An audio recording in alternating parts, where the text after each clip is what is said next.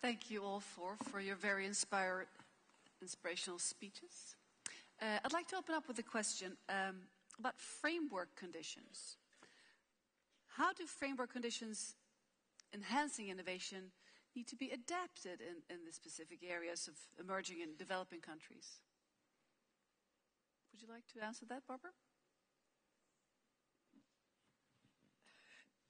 Frameworks are very important. They set boundaries, they set direction, they set vision, etc. But it's important, as I said earlier, that they are holistic. And if all components of this ecosystem we're talking about are not addressed within the framework, then it becomes very difficult to achieve what you're trying to achieve. Banker-Roy, have you had problems in terms of legislation and framework and your very different way of working with education? No, we've never had a problem. Got it right? Hello, yes. Hello. We've never had a problem because when you go down to the grassroots and you involve the whole community in the decision-making process and they own the process, you can never go wrong because they own it. Once they come back, they feel it's their process. They feel they've taken the responsibility. So you don't really need any legal processes for this. It's a community-based, community-controlled, community-managed, community-owned process. So you can't go wrong at all. Hanan, what is your experience from Egypt? You showed a lot of different projects. Many of them, I understand, was bottom-up too. Definitely. So again, the power of the community is very important. I totally agree, but I also think there needs to be, it would definitely help, because simply, like in our part of the world, we do have a lot of projects and initiatives that have already been evolving, but to empower them, I think if there's structural framework, it would definitely help move them. But maybe both need to go hand in hand. So we need some community-based grassroots, but at the same time we need frameworks, so that would maybe help us go a step further, faster. So I would hope both would go hand in hand. How about you, Dr. MASHELKAR? What's your experience in terms of regulations and frameworks in your work? I think there is a fundamental in India. And that fundamental is, on one hand, you have scarcity, and on the other hand, you have an aspiration. And the combination of scarcity and aspiration is a deadly combination for innovation. And if you look at the Indian growth story, even in times, for example, when we had put restrictions on ourselves, I always like to say our first freedom came in 1947, the political freedom. The second freedom came in 1991, freedom to compete, liberalization, opening up. Because until that time, we just had constraints, you know. And within that constraints, also people grew.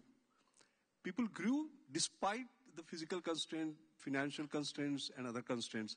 So there is a genetic makeup, if I may say, in individuals, in institutions, in enterprises, and in nation as a whole. And that has been, I think, the big strength for India. How about financial agreements, arrangements? For instance, the need for small-scale investments. You touched quite profoundly on this before, Barbara. But how about comments from you other speakers in terms of financial agreements and support? How could we make it more feasible to innovate in terms of financial support? I think it's key to have financial support, but it's not the main driver. So passion and needs are the main drivers, and I always believe that funds would eventually come. So funding is very important, but I wouldn't, because in my part of the world, a lot of times, unfortunately, it's always put at the very first challenge, funding. There's no finance. So it is a challenge, but it's not the very first challenge. It's not it will not impede any advancing or development or innovation. It is important to have intermediaries, to have venture capitalists, angel investors. This is very, very important, but this is not the make it or break it for innovation.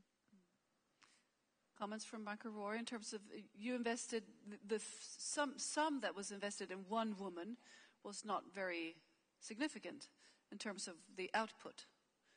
Has it been difficult to finance it? I think if you want to get to the very poor, the very poorest of the poor, a business model is not the best solution. It's a partnership model, where the partner is the community, the partner is the government, the partner is the donor, and the partner is the NGO, or the community-based organization. All these have to be equal partners if you want to get to the very poorest of the poor who are living on starvation lines. I believe that if someone says that we're getting to the very poorest of the poor by having a loan scheme, they are not the very poor if someone can afford to give $400 for a solar unit. You have to have a mixture of a partnership model where there is an element of subsidy, but they must take the responsibility of the repair and maintenance of the unit. It's not enough to talk about a business model when you want to get to the very poor who are completely marginalized and they're living a hand-to-mouth existence. Even to get 10 liters of kerosene, they have to walk 19 kilometers. Unacceptable. You have to make it easier for them. And I think the partnership model has worked with us wherever we have all over the world. Do you have any comments on partnership models? Sure. In fact, I personally sort of been involved in a lot of these. For example, in year 2000, I remember launching a program called New Millennium Indian Technology Leadership Initiative. Leadership was the key word because one of the things that I was bothered about was very rarely did we do any technological innovations which are first, let us say, to the world. They're always first to India. And also those who made a difference to people at large. So, for example, we set up grand challenges. I mean, just to give an example to illustrate the point. Tuberculosis. It takes 6 to 8 months for tuberculosis to get cleared. And then what happens is that a poor man or a woman who has tuberculosis, the moment she starts taking tablets, she regains the weight, energy, temperature is normal, they stop taking it. And that is how, resistant TB comes up. So we put up a challenge saying that not 6 to 8 months, but 2 months. Can you do it? And it was never done before. And we came out with a breakthrough. It is in phase 2 clinical trial today. But it was a public-private partnership, like what Bunker says, basically. And we said to the private sector, you have a loan which is interest-free, and you return it only if it is successful. And to the institutions who worked, there were total grants, that's all. And there are brilliant examples of this I can sort of repeat all over. So public-private partnership does work. But one more point I want to emphasize, by the way.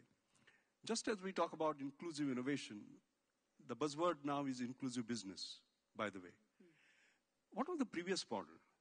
The previous model was you will do well and you will do good. That means you will do well, you will make lots of money, and then one day you will say, oh, what did I do for the poor? And you create a trust or a foundation that is doing well and doing good. The new model that is coming up is doing well by doing good. All right? Don't forget those very cheap mobile phones, just $25. Still, the EBITDAs are a few $1 billion. 900 million mobiles are being sold. So I think these new models are coming up, and the whole world is realizing that doing good is also a good business, so as to say. So these new models are kind of self-started on the basis of the economic viability of these. It is not just tossing over the money over the net or donating or just being philanthropic, doing well and doing good, by doing good. Would you like to reflect on this, Barbara? This is very true. Indeed, it's on. It just takes a while. Indeed, in the world of high finance and venture capital, you might be surprised to hear that a large proportion of investors are governments. So a lot of venture capital and private equity funds get money from governments. It's a partnership between the public sector and the private sector. We touched on technology before. You showed us the blood test that was being done with the mobile device. And Hanan, you showed quite a lot of projects that were connected to the ICT world. In terms of obstacles for the deployment of modern technology, what are the implications for government policy in terms of deploying more and more ICT, making it easier, for instance, to use the cell phones in a larger perspective? You want me to respond? Hanan, maybe? Sure. I think the power of technology, whether the governments are encouraging it or not, or whatever the government policy is. I loved one of the pictures with the lady, the very poor person and the rich girl, both have their mobile phones. So connectivity is something that nobody can hold right now. Many people would not afford to have a good meal, but they care about being connected and using technology. A lot of the illiterate people would be literate when it comes to technology. So it's a power that we have to use, but make good use of it. So I think governments would have to just make sure that the use of technology is to help the communities develop. And technology is definitely a way to improve, the society and to help the poor get out of, if it's used in the right way and the right direction. Can you share any good examples of this? For instance, Dr. MASHELKAR, any good examples of government policies towards making it easier to deploy? Yes. I think the government policies can play a profound role, particularly when it comes to inclusive innovation. See, the basic issue is like this. What we are talking about is benefiting not just 1,000 people, 10,000 people, 100,000 people, but millions of people. So we are talking about scale. We are also talking about sustainability, all right? And we are also talking about speed because we are in a hurry to get these people above the poverty line. So when it comes to speed, scale, and sustainability, to assume that this can be done without a government policy, I think is wrong, number one. Number two, in order to reach the kind of scale or the outreach, you do require government policy help at different levels, by the way, on the innovation curve. For example, you create a new device like the one that I showed. How will it multiply if the government regulations, government policies are not supportive? Particularly, for example, public procurement, all right, in the initial phases. It requires support there, Idea is like a seed. It requires a fertile soil, water, fertilizer, etc. to grow, and the government has to provide that. I'll give you a classical example, a failure as well as a success. In the year 2000, when we launched the New Millennium Indian Technology Leadership Initiative, like this grand challenge in tuberculosis, I also gave a grand challenge on laptop being $2,000, can you do it for $200? Oh. Okay? And by 2005, there was this mobilis that was created by Vinay Deshpande of Encore, which came up. But there was no public procurement support in order to do the initial scale, so as to say. So it turned along, and finally, it is a commercial product today, but it doesn't sell in more than 100,000. It should have been hundreds of millions. You would have liked to have more support from the government. But supposing that support was given, you would have a completely different picture today. It's a do-or-die effect, yes. Like, for example, Akash. Now the tablet, that is just $35, by the way. And government is supporting it with public procurement, and it's supposed to be a game changer. So without that, it would not happen. This is a brilliant example of 2,000 to 200 to 35, and the government's role in this. And one can give multiples of this. Yes, government does have a major role to play. In terms of sharing experiences, how can we make this easier? You're now spreading your good examples with the Barefoot College. You're gathering women from all over the world, but how can we be better in sharing experiences? For instance, the tablet that is very inexpensive, to have the good examples, to share them better. The Minister for Education of Sierra Leone was going back to Freetown one night, and he saw this village which had electricity, and he came back into the village, and he said, what's the story? And the village brought these two grandmothers in front of him and said, this is the story. And they said, grandmothers, this little crazy Bunker Roy took us to India, brought it back, and now we solar electrified this village in Sierra Leone. So he went straight to the president, and the president, he said, do you know you have a solar electrified village in Sierra Leone? President didn't know, so the next day half the cabinet went to see these grandmothers and found that they had been trained informally in India.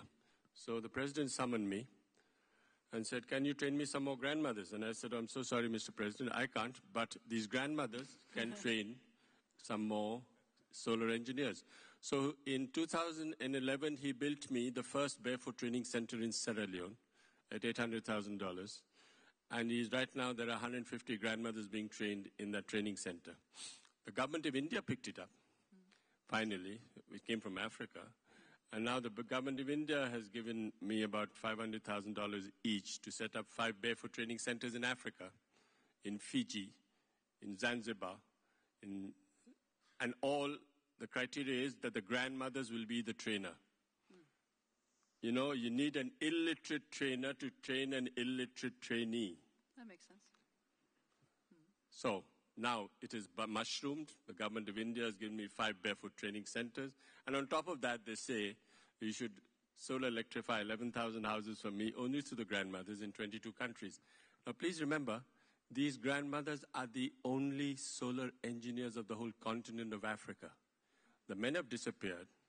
They have not stayed in the city and gone abroad. No one comes back to the village to look after, repair, and maintain. So this is a sort of a message that we're giving globally to everywhere, that if you want, the solution is to decentralize and demystify. That's the only solution today.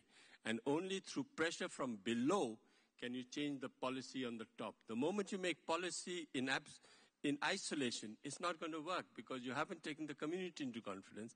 And that's one of the main reasons why the Millennium Development Goals are not going to be successful, because you've never, ever taken the community into confidence. Simple as that. Bottom line, you have to take the community into confidence or else you're going to get into trouble. You've been extremely successful in integrating and encouraging women in your project, obviously. But as a whole, that could be a challenge in minorities, women and other ethnical minorities. How do we face this challenge in developing countries to lift women and minorities? I think Barbara would like to start. I think that we do need programs especially designed for women. And the example I mentioned earlier about the Youth Enterprise with Innovation program, which was an open business plan competition. The first time it was run, only 20% of the applicants were women. And so the second year, it was exclusively for women. And we had tens of thousands of applicants for that program, and therefore 1,200 women came out. And similarly with venture capital funds, we propose venture capital funds specifically for women, or specifically for certain communities, disadvantaged communities. Because unless you target and are positively looking for these communities, things will not reach them. Thank you. I'll take your comment to Banker Roy, and then we'll take questions from the audience. You wanted to add something? So many of these women who come to India face tremendous problems at home. Husband says, if you go to India for 6 months, I'll get myself another wife because I can't wait. God knows where you're going. You're disappearing somewhere for 6 months. Are you going to come back? You're going to be sold somewhere. All these fears. In spite of that, these women, gutsy women, leave and go for 6 months. Can you imagine not speaking your language for 6 months? Strange countries, strange food, strange people. And on top of that, you're illiterate. On top of that, you become a solar engineer. So when they go, it's like a funeral because they think they're not going to come back. When they come back, it's like a resurrection because they've come back changed, charged up, gutsy. All the husbands are scared of the women when they come back now. And most of them say, please come back because they're in total awe of these women. But once, for instance, in Burkina Faso, the woman came back and the husband said, please come back. And the woman then said, no, I'm all right. I'm okay. I'm all right being free and now I can manage my own life quite better without you. So there has been a mindset change in all these women who go for 6 months and come back. And this, I think, is the eventual change that is going to take place. What is the most powerful way of communicating today? Is it television? Is it telephone? Is it telegraph? Is tell a woman. Tell a woman. All right. I like that one. Well, thank you. And I'd like to take questions from the audience. So please put your hand up. This one gentleman over here. Please stand up and state your name and where you're from. Yes, Johan Verkreuz. I'm from Brussels. I work here in Brussels for Smalls. My question is, in all those beautiful stories, is there a learning for us here in Brussels? Thank you. Thank you. Who'd like to take that one? Is there a learning for the people here in Brussels from all of your beautiful stories? I was talking to the commissioner yesterday, and last year also when I came to Brussels, I gave a public talk. And I said, look, this frugal innovation, but more precisely defined as affordable excellence, is not just for the emerging economies or developing countries or for the base of the economic pyramid. It is important for everyone around the world because we are talking in terms of creating a better world, all right? Even in Horizon 2020 program, I see no reason why affordable excellence should not become a predominant feature. Companies are realizing that. For example, General Electric, GE Healthcare in India has created an ECG machine which is just $600, not $10,000. And amazingly, it's opening up markets in Europe and US because the same quality is delivered. It's the same thing about the ultrasound machine, all right? So you start creating a better world if you start bringing in the words affordability, sustainability, and quality, all three, by the way, together. Without quality, it will not basically work, and will not work. And I think the whole world is a market. Secondly, I'm seeing now number of companies, even from Europe and US. In fact, after I finish this meeting, I'm flying out to, going out to Paris tomorrow for a meeting with a company which is looking at affordable excellence. It's an $18 billion company. And why are they interested? Because they are suddenly beginning to look at a new billion market, basically, I mean new billion people. Because when poor become lower middle class become middle class, you have a new billion appearing. But these are people, by the way, who do not want less from less. They want more from less. They want quality, but affordability, all right? And those markets will be missed, even by enterprises.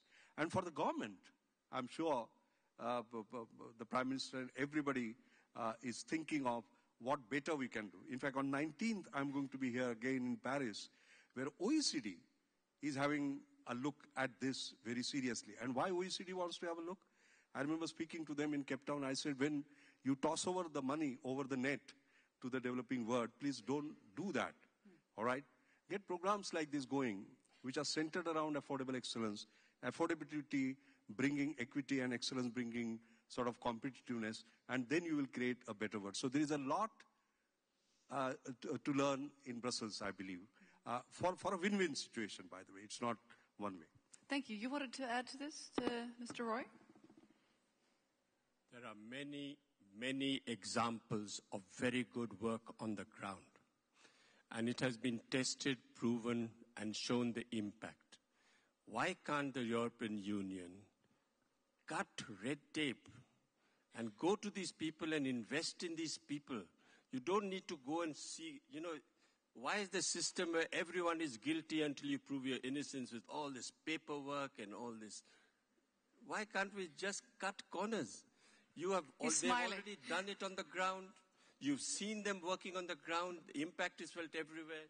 Why can't you go to them and say, here's X amount of money, He's taking notes. He's taking notes. Very good. No, replicate and go ahead and tell us how to do it.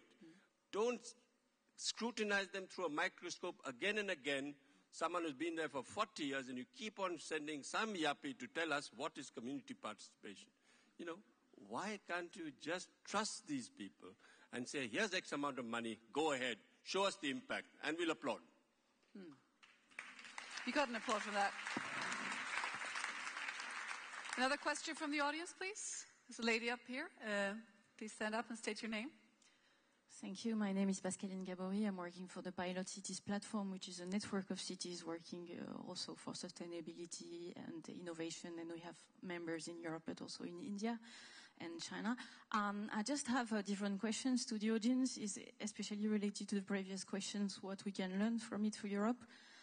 In innovation, we've seen this morning that we have to develop ideas and creativity for the market.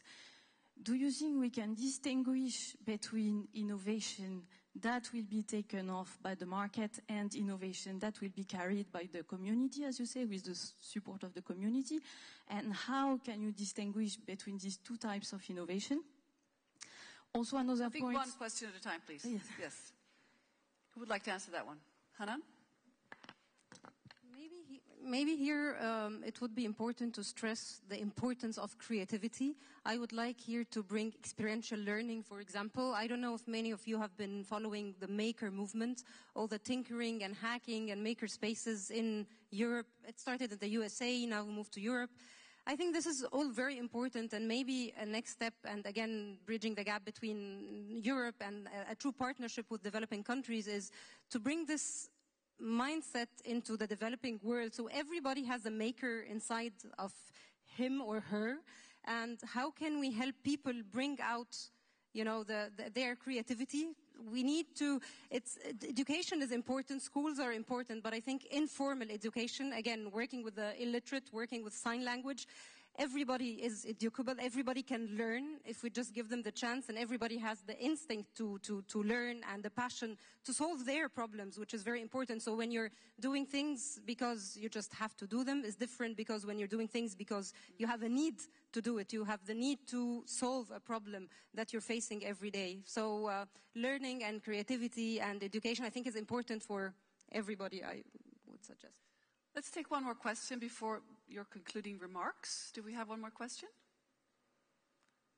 Over here, the lady in pink.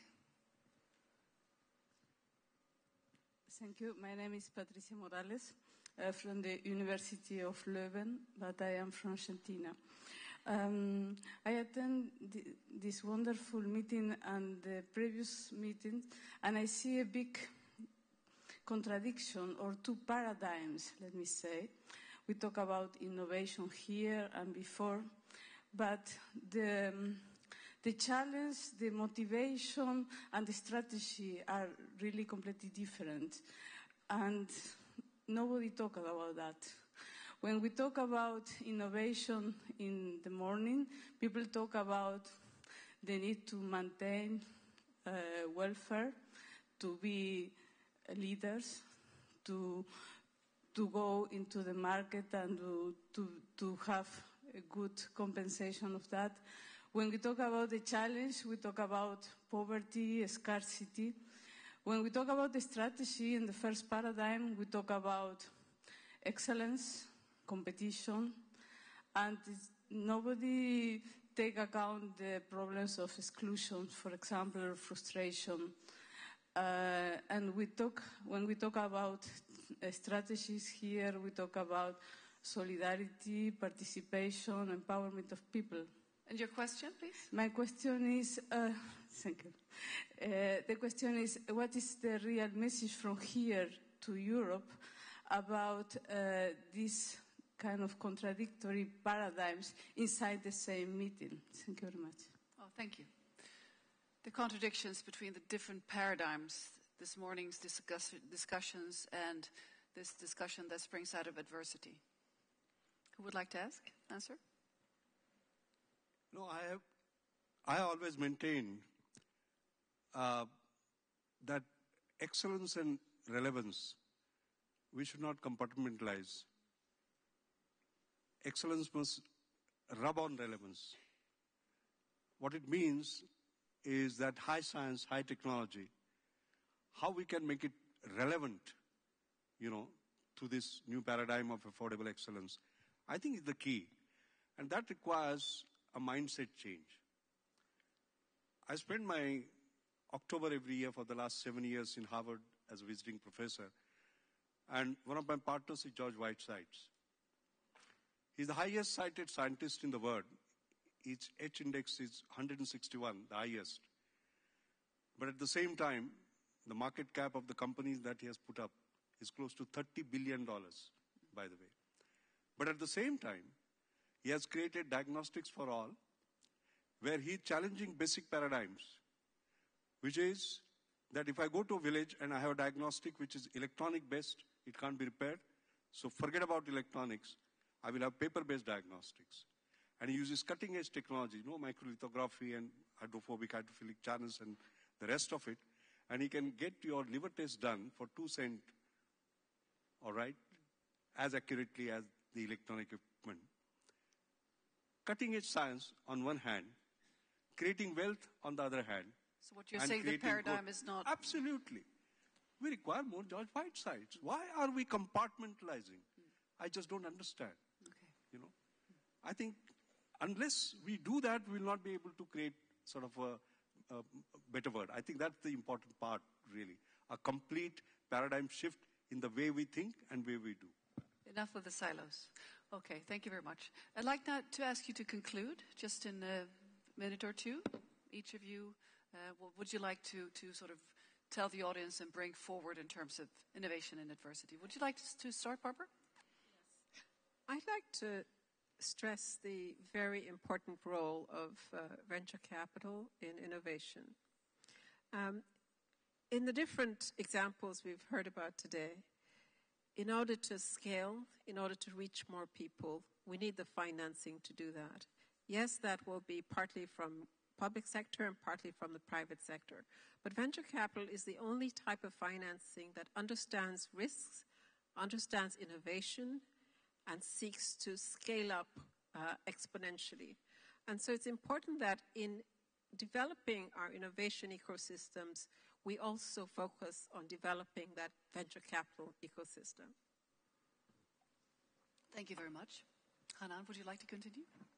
Maybe I again would like to stress on the importance of education, inspiring youth. So grandmothers are very important, but also youth are the future. And I think it's very, very important to work very closely on building the capacities of youth.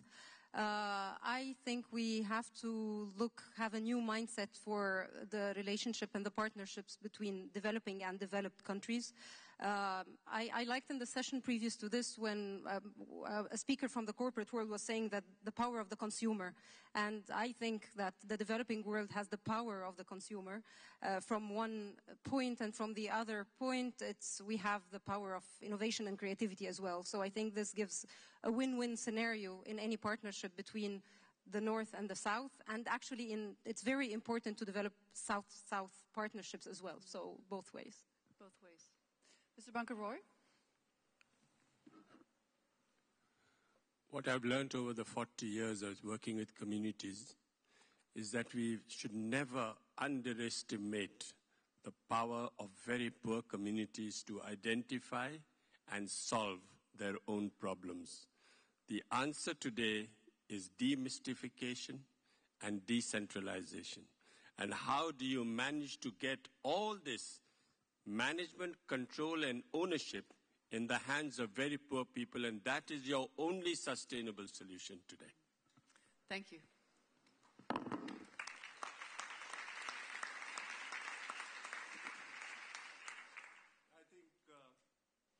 Bunker should have had the last word, because I think what he said is so true. In my own limited experience, I think the very first statement that I made, that in India we don't look at 1.2 billion people as 1.2 billion mouths, but 1.2 billion minds. And I can say this for the word, 7 billion minds, all right? I think that's what we have to recognize. And secondly, the important part, somebody asked me, and it was a gathering of children. They said, before you go means go. What is your ultimate dream? One dream. And I said, my ultimate dream is to see a smile on the face of 7 billion people, basically. I think that is the word that we must work towards. And all that we discussed is actually a part of it. Our problem has been, we talk about this or that. That is not the case. It is this and that. As long as we develop that, I think we are fine. And taking the last point forward, in the morning it was said, innovation is equal to future. That was the equation. I totally agree, by the way. Recently there was a discussion on what is the most important equation that the scientists have developed. Somebody said F equal to ma, force equal to mass into acceleration, Newton's law. Somebody said E equal to mc square, Einstein's law. When it came to me, I said, no, it is innovation is equal to future. because that's where the future lies. And the people who are going to build that future, the young people whom we saw in the morning, I think they need to get sensitized to this other world and these issues. I've been seeing that happen in India, because this empathetic innovation, which comes because you have compassion in the heart, leads people to create different things. Recently, we gave an award to a girl. I'd like to end with this. She saw an old lady standing on the bus stop, although she had that bag, which we pull and carry. So she said, why can't that bag be used in order to create something which is a sitting arrangement? And she designed one, by the way, and a company is now going to manufacture it, because that came from the empathy. She just didn't want that lady to sort of stand.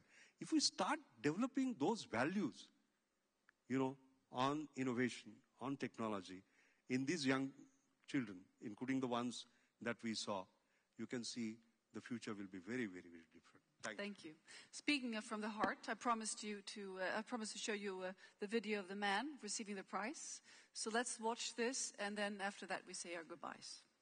So let's play the video.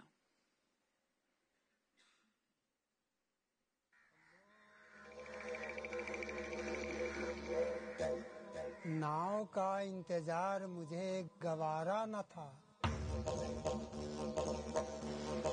मुझे मेरे प्यार से मिलना ही था।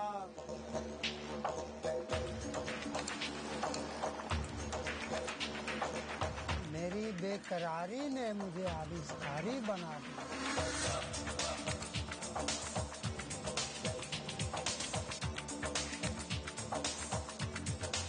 पर प्यार को भी आविष्कार का सहारा लेना ही पड़ता है।